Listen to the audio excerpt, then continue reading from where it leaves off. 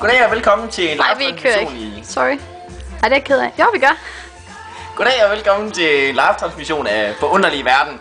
Ja, i dag tager vi at se på, hvordan vi kan konstruere et silolåg anderledes, gøre det lidt nemmere for brugeren af den. Vi har her set på en simpel konstruktion, en kædetransmission. Vi har...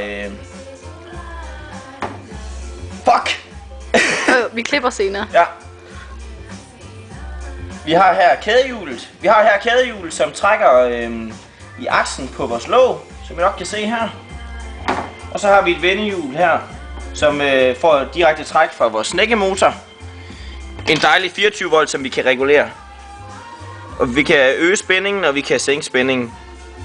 Og det vi nu vil vise, det er, hvordan vi forener dette i en stor treenighed. Strøm, motor, kæde. Altså åben låg. Og der er tystnæs. Og låget åbner sig som var det en åbenbaring. Tak for nu, og tilbage til studiet.